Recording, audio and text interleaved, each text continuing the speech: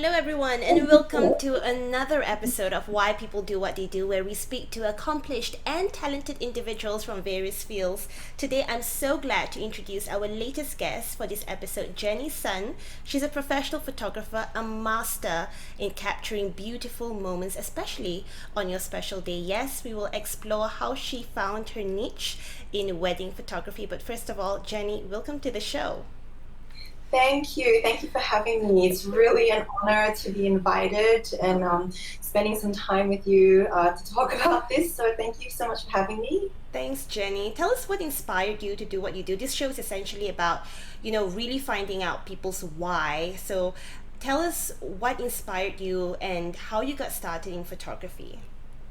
Um, I think at the very beginning, it was probably seeing a friend from my church who took some really beautiful photos of another friend that got married. So just watching her create those images from a wedding that I'd been to and seeing the end result, it was just really moving. And I thought that's something I really wanted to try. How old were you then? 24 or 5. Oh my gosh, it's been a while. So you Yeah, graduated then already at that time? yeah, You've I've been graduated. working for a few years as a graphic designer after Okay. I finished uni, and then yeah, that sort of happened a few years after that. Okay. So you kind of had a shift in career from graphic design Yeah, to photography. So tell it us was when definitely transition for you, a transformational journey. Wh- yeah.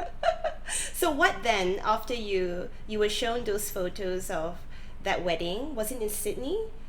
Yeah, it was definitely in Sydney, and Okay.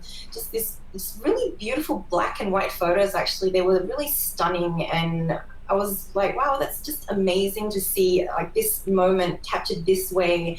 And for some reason, it really stuck with me, and it was something that I just wanted to try. Yeah, I don't know why. Out of all the things you can try, but it just really, really stuck with me, and I thought it'd be something nice to just experiment with at the time. But did you explore that as a hobby, photography as a hobby before that? No, not really. The thing is, like, I mean, I dabbled in film photography when I was in uni because I did a graphic design course, but it was never like something I thought, wow, this is amazing. I really need to do this as my passion and my career. I definitely left university, graduated, and pursued a career in Mm. graphic design. But the interest definitely sparked when I saw my friend's photos that she took for another friend, and they were just really, really elegant and just different from what I'd seen from other wedding photos that Mm. had been circulating around. Right. So I thought I really want to try this. I think in my mind that's what was going on.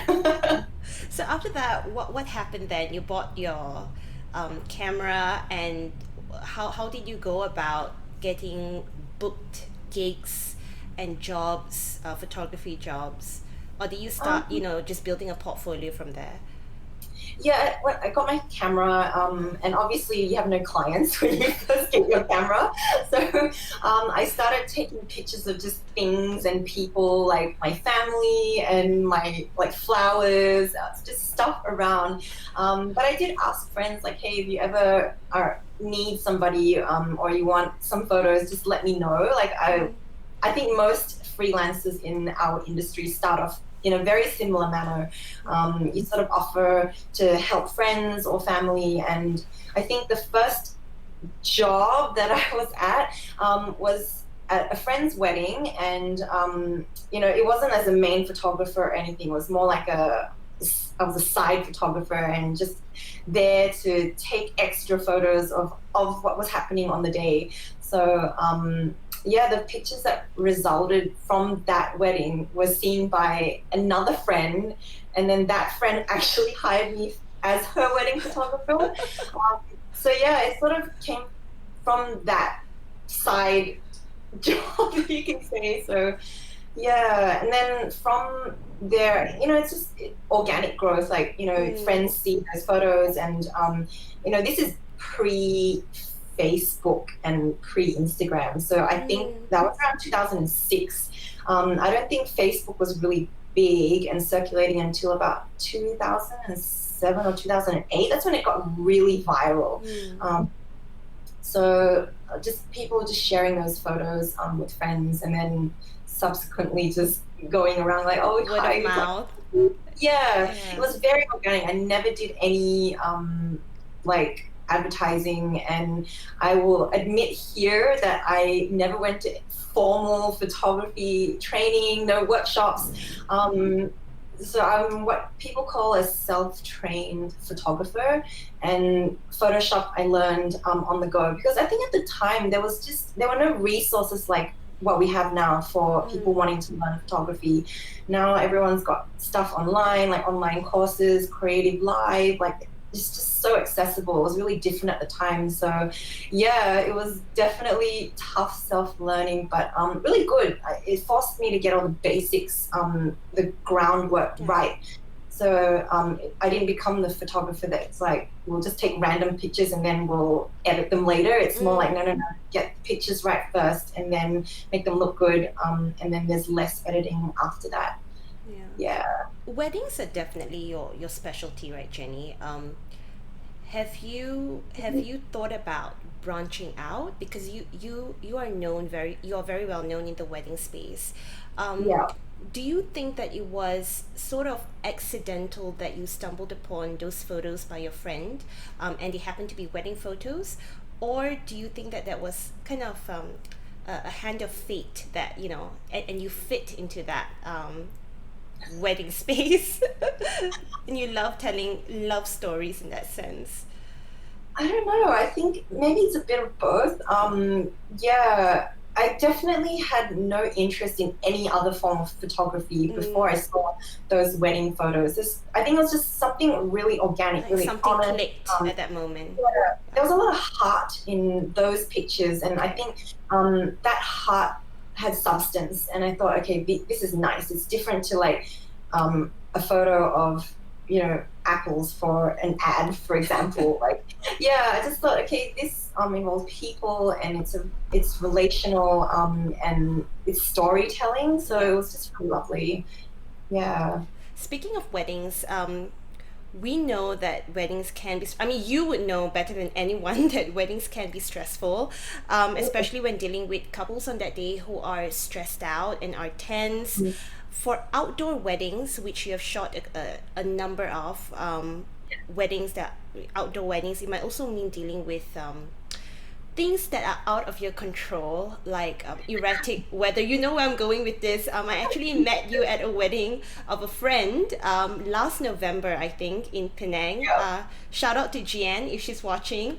Yeah, so the the wedding venue was beautiful, but nobody ever anticipated the weather on that day. And I remember myself thinking, oh my gosh, I wonder how those photos will turn out, but they turned out amazing thanks to you. So what I would like and was so curious to know is, how do you navigate through these elements, these stressful situations, especially when dealing with things that are out of your control? I think you have to definitely in your mind have the expectation that anything can happen. Right. To a lot of new photographers, that's really scary. I think if I was if I was like 10 years back in my career and I got handed Jian's wedding, I don't know if I would have been able to handle it the same way. Experience will play a factor, but for sure you have to be prepared. Like, I think knowing, we did a recce of the venue obviously before the days preceding started, so knowing the space was really good, so that when we saw the rain, we're like, okay, can the outdoor ideas, we are going to shoot in the corridors because that's the only place that we can So do you it. had to make the decision right there and then. Yeah. And they also consulted us, like, how is the outdoor ceremony going to happen? And thankfully with technology these days, there are apps now where we can sort of tell within the next hour or two, like, when a rain cloud is going to come and torrentially downpour or sprinkle or shower on an area. So some things we have to like move around, like the portraits maybe cannot happen after the ceremony like planned. It might have to be moved before. yeah, so just being really prepared and fluid and thinking Oh on your gosh. feet. Yeah. So, but experience does play a factor. Like we had another wedding a couple of years back in Bali, and I think that was like even more wet. That was wet like from the Oh day to the night. dear. Both the ceremony and the reception space were meant to be outdoors. So yeah, the bride I knew obviously really wanted to get married at that particular place because of the way it looked. And I think, you know, when you fly somewhere, you pick a venue, you pick it for a particular look that you have in mind. You've got like, I don't know, if I was a bride, I'd be like, okay, I booked this venue because I want photos of me standing at this archway, you know, with this setting in the For background. sure, yeah. So, I think plan Bs are usually not very ideal. We always try to aim for plan A if we can, even if it means like, you know, getting the guests to sit under umbrellas outdoors, which is what we did in Bali. That's Oh, just so wow. that we could get the ceremony happening. Um, but yeah, definitely be fluid, definitely be prepared, and having a good team, support team really helps. Like my second shooter was really fantastic that day at Jian's wedding. I could send him to certain places to get some photos while I was dealing with other stuff. Um, yeah, and then obviously the couple were very relaxed, which considering the situation, which was great. Like they were also very willing to listen to my ideas. Like, yes, dance under the rain. I know it's dark and it's wet, but let's just do it anyway. Oh, I love Um, that photo of them of Jan twirling and yeah, Ruben lifting her yeah, and arm. Yeah, it's it beautiful. was it was really hot. I know she was sweating. If she's listening to this later, she's going to remember that it was really sticky and probably not very comfortable, but she did it anyway. So I really appreciate clients who trust us with things like that as well. It makes the job easier in very tough situations. Yeah, she's a good sport. Um, what is your philosophy in photography? Is there a certain concept or principle that you follow down to the T? In everything that I do when it comes to taking pictures is to make sure it has honesty and heart. So if my pictures can portray an honest moment and it has heart to it, I'm really satisfied. Like if I can do that with an entire set, I'm really, really happy as a photographer. And I think that's what clients of mine look for as well, just portraits that have heart and stories that have a lot of honesty to them. Now, you've mentioned that you learned photography on the go, no Mm, formal training whatsoever, so it's very experimental for you at the yeah. start. Was there someone that you look up to and inspired your way of photography? At the start, there were a number of people that I did love following and looking to their work for. Like Jose Villa was fantastic. Like I still to this day still think he's a master at portraits.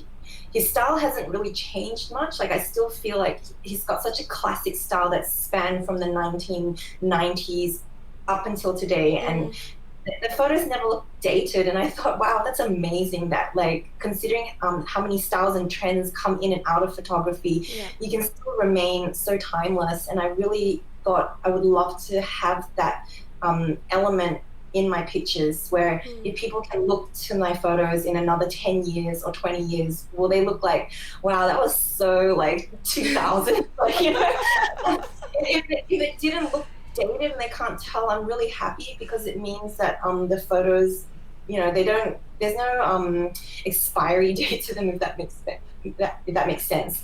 And then Jasmine Star at the very start was a really huge influence in terms of business and marketing, and I learned that. You can't just be a really good photographer in this industry. You have to be really business savvy as well, and love the people that you're working for. So just incorporating elements of like beautiful photos, good business sense, and making it about the people tends to, well, that's what I thought made a really good recipe, I guess, for hopefully succeeding. That's right, That's what because yeah, you yeah. essentially started a business which was your brand, your name, and your face out there. So that was you from the beginning, just building a business and a brand from the beginning when you decided to start your photography. When Yeah. you bought your camera and started it as a That's business. right. You talk a lot about storytelling and making sure that your photos reflect honesty and heart. How do Mm. you decide the kind of story that you want to tell from the photos of a certain couple on their wedding day? Do you plan from the beginning? Do you plan from the day you meet them? Or do you tend to go with the flow on just rocking up to the venue and seeing, okay, the weather, the environment, and this is the kind of story that I'm going to tell on that day? Or do you have that sense already before the actual day? Definitely a mix of both. Mm.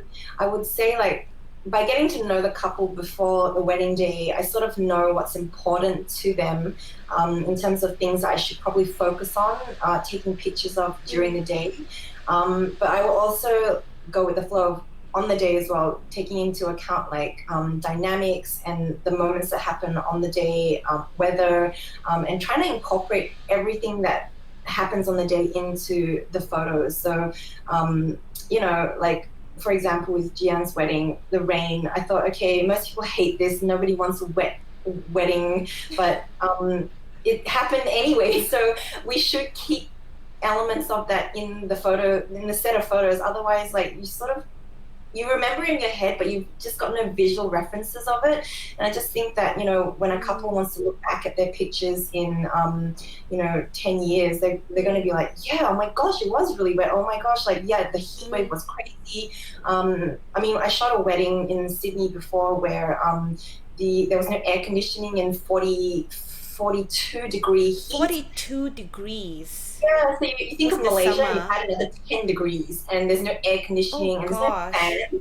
So, I mean, everyone was sitting outside the dinner reception and just having wine glasses on the dock. And I'm like, well, this is cool. Like, we're going to take pictures of this because this happened. So we're going to just remind the couple that, yeah, it was really hot on their wedding day. But, these are nice things to look back on and they don't have to deter from the set, the Mm. end result. And I would say the same with COVID, like for any couples still proceeding with weddings now, even if we have to see guests come in with masks and, the sanitizer bottles on the desk, like, those elements I will probably still shoot. Just so that we can go, yeah, this was a wedding that happened during a 100-year, once in a 100-year event. um, and you got married in that period, and it's something to be remembered. I hope you were shooting that 42-degree wedding in shorts. At least. Oh no, unfortunately not. It Oh was dear. so hot, like there was no ventilation. But Australian summers are like that, Yeah. and you sort of learn to adapt and Mm. be prepared for it. And I think that's one of the good things about working both in Australia and Asia. Like I've had the privilege of being able to work in really varied conditions. Mm. And very varied cultures like Western and Asian. So Yes. just being adaptable, I think, has been really thanks to partly to do with that as well. Mm. Okay, for the benefit of our audience, we know that I know that you are based in Sydney and KL as well. So for audience that do not know where you are based, you shuttle right between Sydney and KL quite often.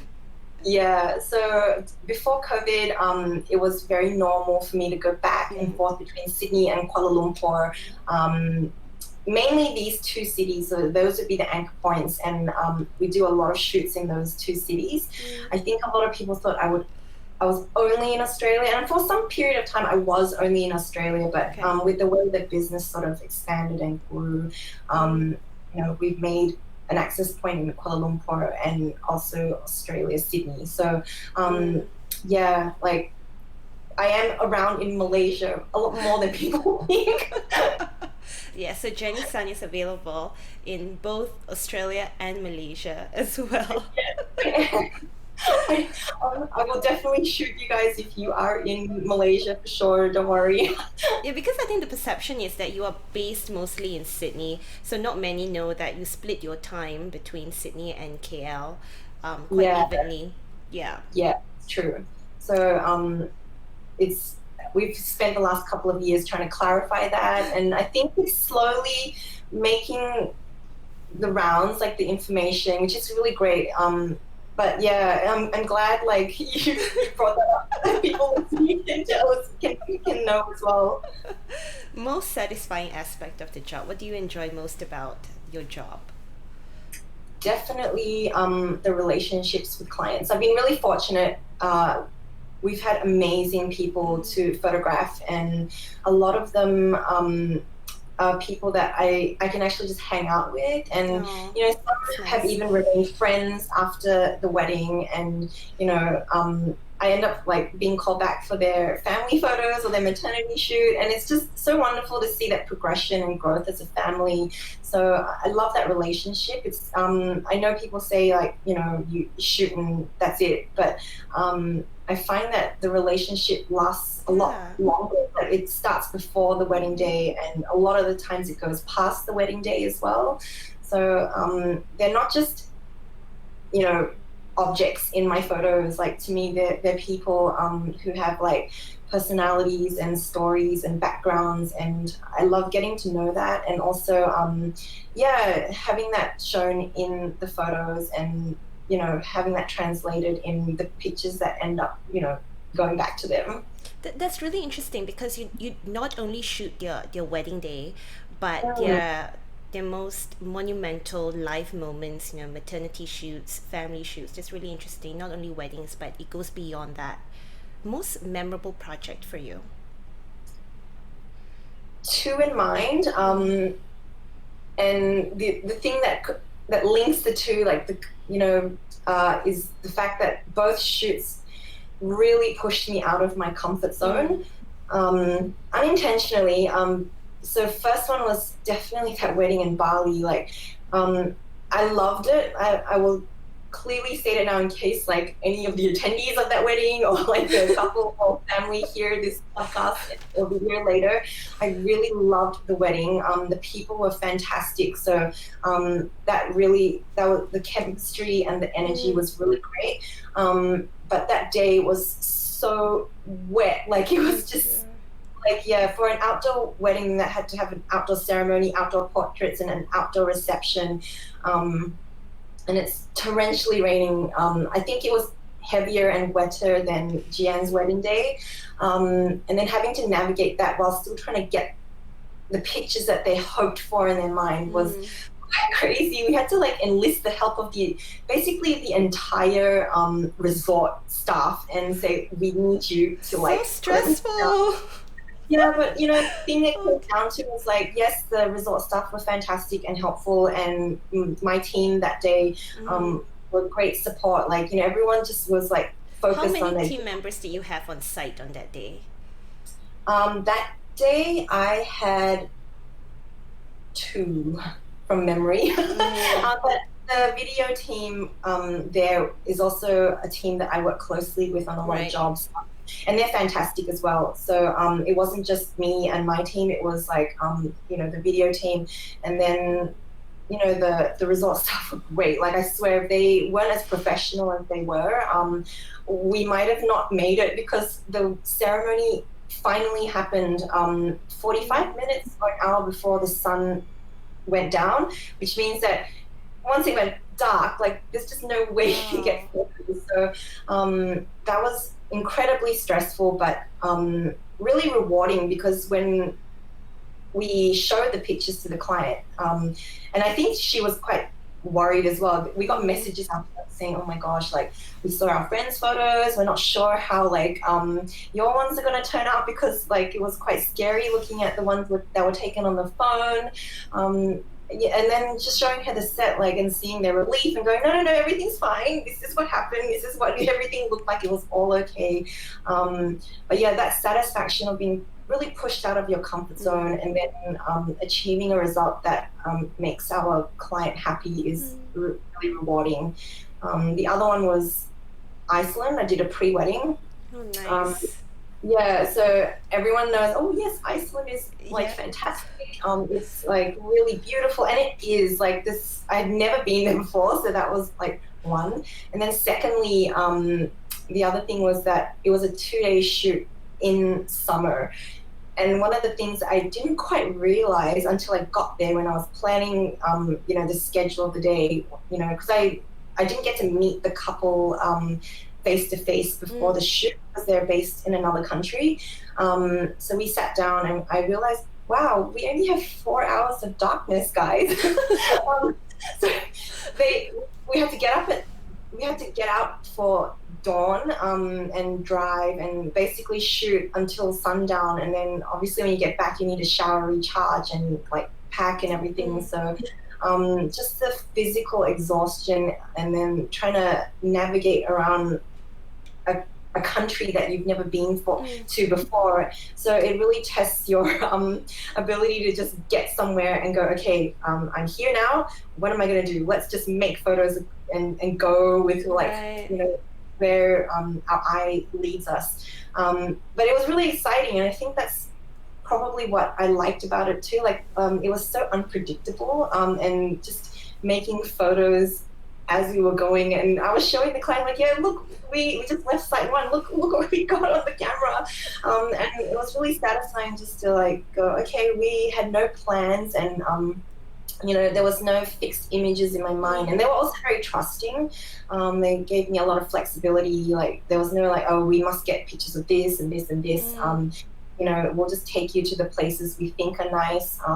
But if you want to stop anywhere along the way, please do. And there were moments where I'm like, oh my gosh, stop the car. There's a herd of horses. We need to go there like now.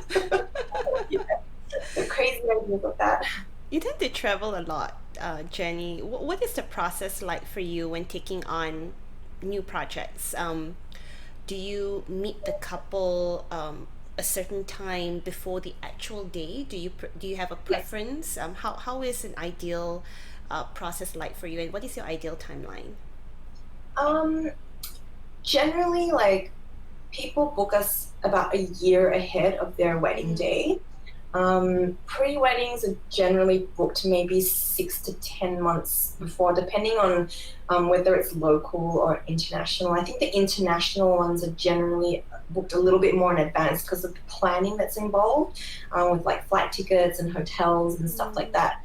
I would usually, if I can't meet them face to face before they book me, because obviously there's inquiries that come in, and then there's points of contact either on the phone or face to face. There's usually one point of contact before they pay a deposit and book us officially. So that's usually about a year for weddings and 6 to 10 months for pre-weddings, before the actual session or the wedding day. Do you normally meet the couple before? Do you speak to How often do you speak to couples when it's a firmed up date already for the actual day? Do you speak with them once every quarter maybe? I know that some couples can be a bit clingy to their wedding vendors only because they want everything to be perfect. So It's understandable. I get that. No, it's okay. Yeah, it really depends on the couple. So I need to gauge like how involved a couple wants me to be. Some will naturally be quite involved, as in like they will naturally send me messages on their own accord, and that means I reply to them like, what color flowers should I do? Like, what about this dress? Like, is it okay? Will it photograph well? So questions like that they'll send me, and so I don't prompt them for things like that. I usually don't chase couples, but I've always made it very clear that my channels of communication are always open to them. So if they want to ask me anything, they can, and I will happily help them. And usually I would meet them at least once before the wedding day, if they're not based overseas. If they're local, then usually it's about once before the wedding day I'll meet them. But in between, obviously, there's that email contact and, lots of messaging and exchanging of photos and stuff like that. So, yeah, and then about 4 to 6 weeks before the wedding day, really like do the official of like chasing of schedules and, addresses, where do we need to be at what time, just so that we are prepared for the logistical side of things. The creative side, like, we sort of touch base a bit earlier on, like, what's important to you for your photos. Right. Yeah. What are you shot many weddings in your in your career. You've got vast experience. What do you think is the most essential part of a wedding? Is it lighting? Is it the intimacy of the people that you invite? That's something that is what most Asians would love, but as you know, many Asian parents would just want to have big weddings and invite many, many people. So, Yeah. what is the most important part, you think? Yeah, it's funny you raise those 2 points, because I actually agree that they are very critical to the photos. And I know I've done really big weddings, but there are ways to make photos feel authentic, even when there are like hundreds and hundreds of people. Right. Okay. And one of the things I usually tell almost all couples is that on your wedding day, no matter what is going on, make sure you try to have a really good time, and where possible, mingle, like go find your family or your friends, find people that you want to chat to and hang around with, because I can't Photoshop moments. I've always told them I cannot Photoshop moments, but I will follow you everywhere you go on the day. So if you are hanging around people that are important to you, you are definitely going to get photos of them. So I tell them, please enjoy the time that you have with them, have a glass of wine, take some selfies, like whatever it is, just hang out with them on the day, even if it's for a couple of minutes before you have to move on to the next person. I really encourage every couple to mingle and move around, because at least that way they are being around the people that are important to them in a very big crowd, and I'm getting photos of those people rather than randoms, if that makes sense. Yeah. I mean, we do try and photograph as many people as possible, but I think from my experience and what couples tell me, they definitely want me to focus more on the people that are most important to them. So, if we deliver a photo, like a set of maybe like 1,000 pictures, they don't want like 700 of those photos of like guests that maybe aren't so close to them. We may get like a few, but the majority would definitely be of them, their family, and their loved ones, preferably. And lighting, definitely lighting, if possible. We love natural light, but I know that's not all.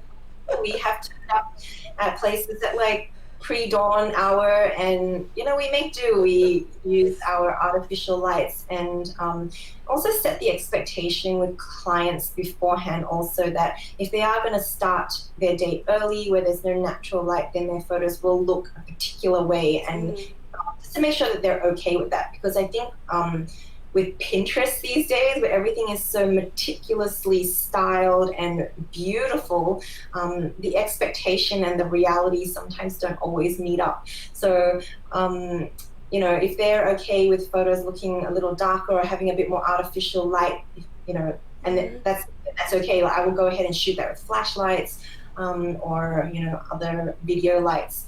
But yeah.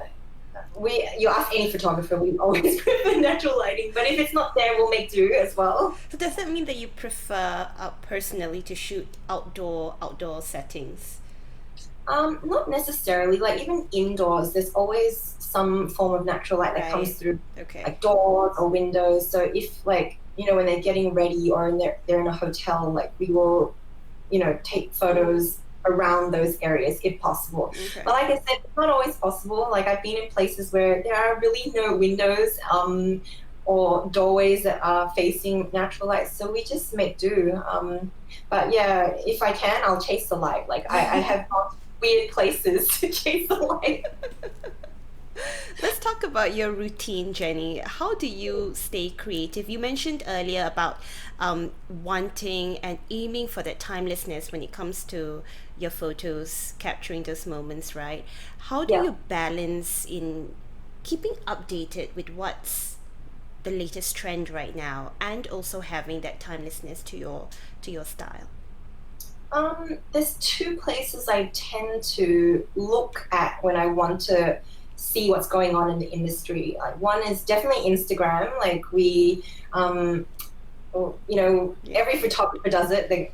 No, if they say they don't do it, they're lying. We all look at what everyone else is doing and just seeing like, okay, what's out there? What are people like photographing? How are they photographing? Color tones, things like that. I also really love looking at the Junebug weddings site. That's a really international wedding photography portal, and the benchmark of quality there is extremely high. Like the best photographers in the world usually get published on that site. So it's just a really great place to look at and go, oh, okay, so this is what leaders in the industry are doing, and it's really inspiring. Like it's actually it gives you a lot of spark to be like, okay, I'm going to attempt to do things I haven't done before, but I'd like to try. So yeah, if I had not seen all the elopement shoots that had been happening in the States in the last 3 to 5 years before I went to Iceland, I don't know if my photos would have had the look it had. Because stuff that was going on in the States was like, it was really wild. It was very raw. There's no perfectly styled hair. Hair's messy. It's windy. The dress is like wet because they're running through storms or something like that. But the images are beautiful, and you're like, wow, photos can actually look like that, even though some elements are not particularly ideal. So yeah, quite inspiring to look at that. But I also make a point to take time off as well. With the comparison syndrome that hits practically every creative. When you look too much at what's going on around you, it tends to sort of sometimes affect how you look at your own work, and it can sometimes be very demotivating. Like, oh, why am I not shooting like this? Am I not good enough? So I like to look for a little while, but I will always take a step away and take time off. Ones that I don't get affected by the comparison syndrome, and secondly, so I don't burn out as well, because we do go through peak seasons, and that can take a big toll on our creativity, because you don't want to run into that rut where you're like, okay, I'm just churning out photos because I have to, or it becomes mechanical. The photos tend to look a little less dynamic when you are burning out. So I've always made it a point not to, not to shoot too much, and secondly, to take time to rest. It's really important. I think young photographers, most of them, and myself included, we learn the hard way. We always burn out and then realize, okay, that was not good. Definitely don't want to do that again. And yeah, rest is really important. Have you had episodes of burned out before? Oh, definitely. Yeah. I think twice I've reached points where I'm like, I can't do this. It's so exhausting, because the days are really long. And then when you have lots of long days coupled almost not back to back, or we don't do a lot of back to back, but maybe in a month, like the number of shoots is quite high and the days are long. Just not having that time to just, pull yourself out of work. And I think this is the same for any industry. When you work too much, most people hate their job. So, like, let's be real here.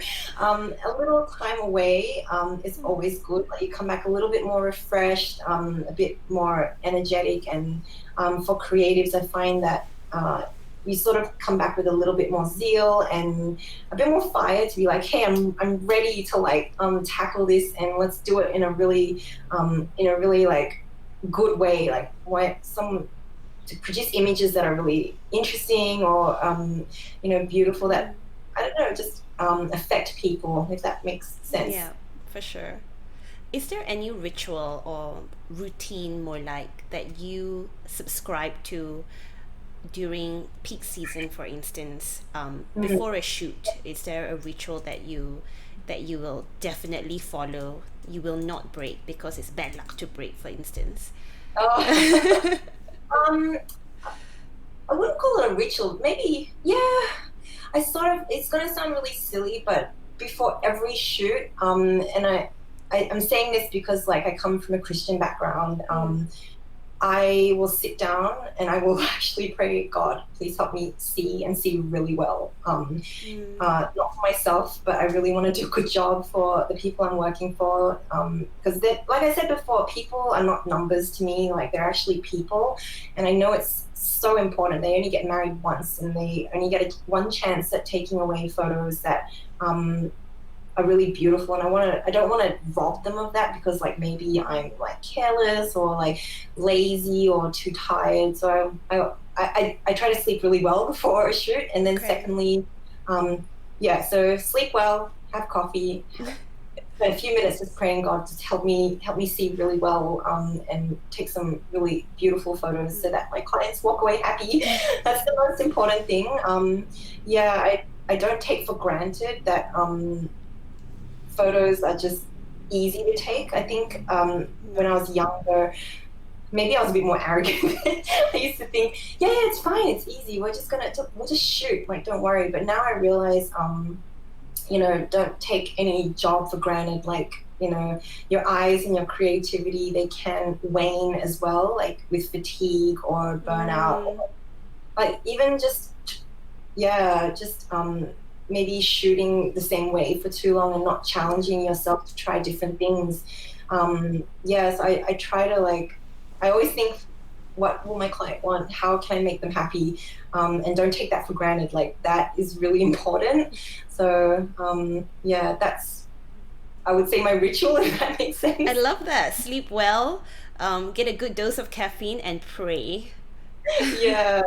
So three simple things, but really important. And I found that it does make a big difference, Yeah. massive, compared to when I am frazzled and I'm just, my head's just everywhere.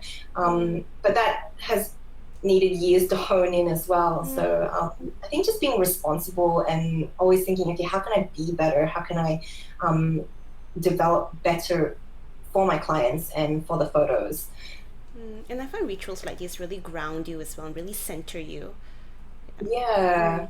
Mm, I think that one of the things is like I don't ever want to take things for granted, like, oh yes, I'm always going to be busy, or yes, I'm always going to be booked out. I never want to take that for mm, granted. I think every job is special, because end of the day, like a couple has booked me as opposed to anybody else. And I think that's a really huge responsibility. So I'm like, okay, don't screw this up, do a really good job, and hopefully they walk away really happy with what they see. Let's talk about the business side of things. Mm. When you decided to pursue photography full time, Mhm. were you concerned at the start of the commercialization aspect of things? How did you have that conversation with yourself, with your family? How was it like?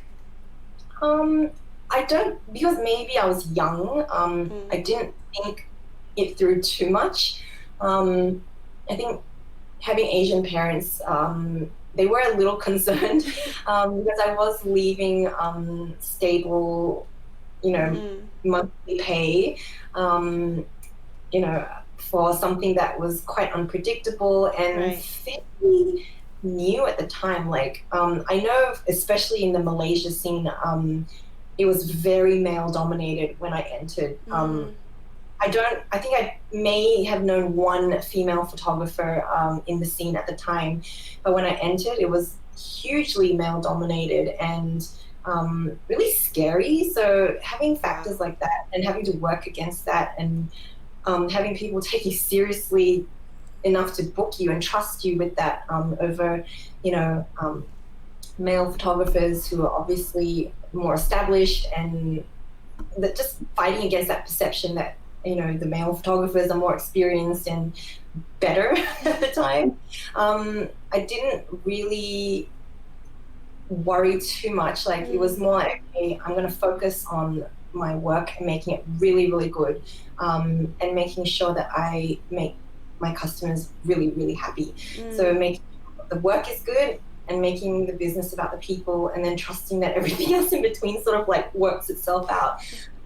Perfecting the craft in that sense, right?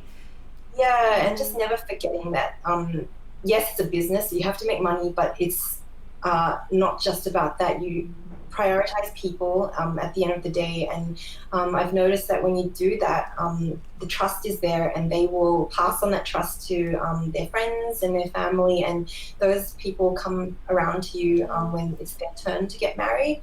So I've always relied on that kind of trust and organic growth between my clients and the ones that come next, if that makes sense. Definitely a relationship sort of business, right?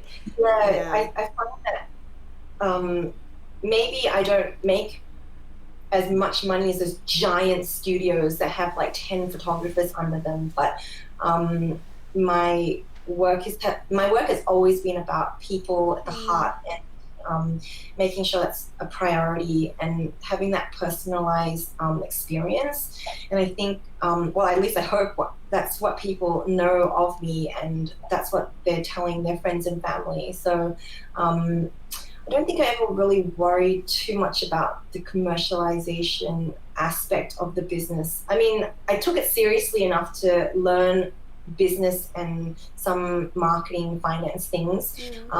But, the focus has always been hone the art, make sure it's about the people. Share with us the business operations, your day-to-day running of the business right now. How is it different from when you first started the business and what it is today? Do you have a team running it with you? How is it like right now? Yeah, there's definitely people working for me now. At the start, it's always by yourself, as with like any sole trader. Like most creatives start off on their own, but I think the first people I brought on were administrative help. You really need somebody running the admin side and taking care of that. Just because you're so busy, like shooting or meeting clients or helping with production, that the administrative side can get neglected. All and the paperwork and all of these things can be sidelined so easily. Yeah. For sure. I mean, I learned the hard way. I don't think I took that seriously until there was one incident that really woke me up early on, and I sent an invoice out like 3 weeks after a client wanted to book me, and they never heard back from me. So they went and booked somebody else, and I was so devastated. I thought, okay, wake up, Jenny. You need to like really fix this problem. Like you can't be losing jobs because you are unorganized. So getting somebody in to help with that, even if it's just a couple of hours a day, it doesn't have to be full time. Like this is for anybody else thinking about like bringing on staff when maybe resources like money are limited, or when you're starting out, you don't have a lot of funds like to go around, so you have to make do. So you can just get somebody for a couple of hours a day, and then as you grow, like you can always extend like the number of people that work for you or their hours. We eventually brought on like album designers and editors to work for us, because you realize you really cannot manage the quality and maintain it on your own. At the end of the day, I thought, what do I want to focus on to keep like my business happy and thriving while still maintaining quality of service? And I think one was, obviously I still have to shoot, so I will always be the photographer. But secondly, just having time to meet clients, and also strategizing. So marketing and strategizing has always been something that I've really loved, as well as the photography. So I didn't want to be bogged down by editing or design work or administrative stuff. So those are the things that you sort of learn to delegate. So anything you don't want to do, learn to delegate. I'm glad you shared that. what would your advice be as well to young talent who would like to pursue photography? I'm glad that you shared that part of the, never invoice 3 weeks later, and never neglect the administrative side of things because you had to learn the hard way. So I'm glad that you shared that. Apart from that, what would your advice be to young talent who would like to pursue this full time? Is talent enough, you think?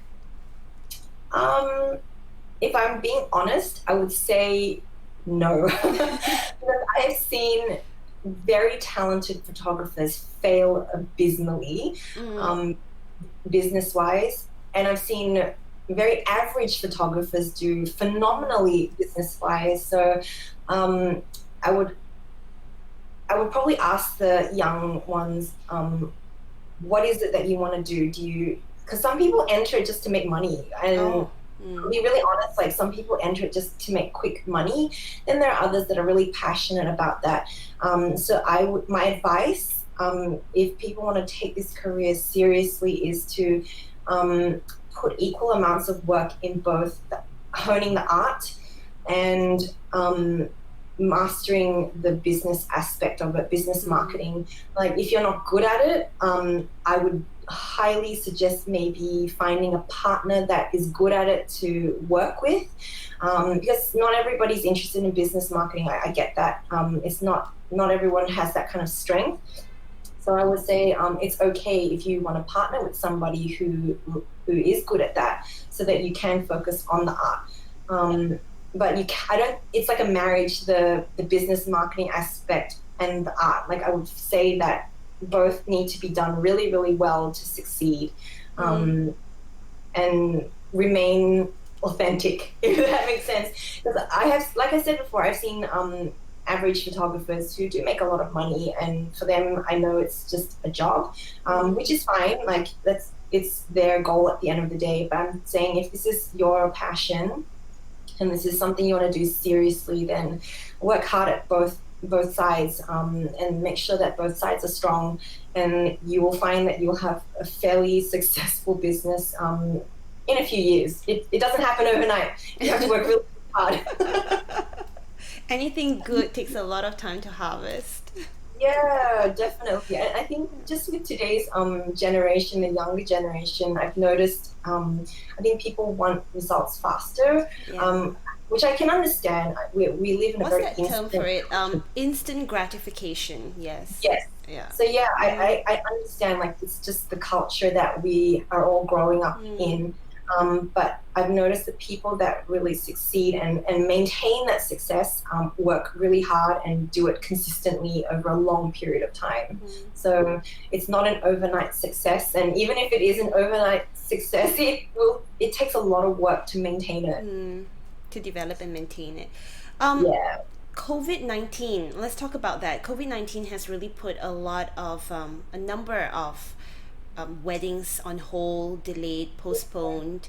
Yeah. Um, how has that been for Jenny Sun Photography? What have you been up to during the lockdown? We've taken time off. In all honesty, we shut down for a couple of months. Mm, You know, because there was no work. Like all the shoots had been you had to postponed. be, yeah. Yeah, and it was indefinite. Like there was no new date set, which I can understand why. Like with the season so uncertain, nobody wants to lock down a new date. Mm, So everything has been like TBC, TBC, TBC. We'll get back to you. So we actually closed for a few months, mm, and I think everyone just sort of like focused on their families and taking care of their health. But things are slowly resuming, so we are very slowly, like rolling things back out. nice. Um, yeah, but the time has definitely been spent resting and planning for how to move everything to Q4 and beyond, and manage next year as well. Mm, So a bit more administrative stuff. I wouldn't say it's been anything super creative. I think most photographers have been laying low. But yeah, I've also done family shoots during this period. That's been really nice. I saw some like past clients of mine pregnant, and I'm like, oh, that's so amazing. So happy to see that. So yeah, that we do small shoots. We have done small shoots recently as well. Family shoots. That's nice. Yeah. Mm. But I know COVID has impacted a lot of people, and I think managing like cash flow and making sure we stay afloat, so that we can keep functioning later this year and beyond. Yeah. Just managing things Future. like that. That's right. Yeah.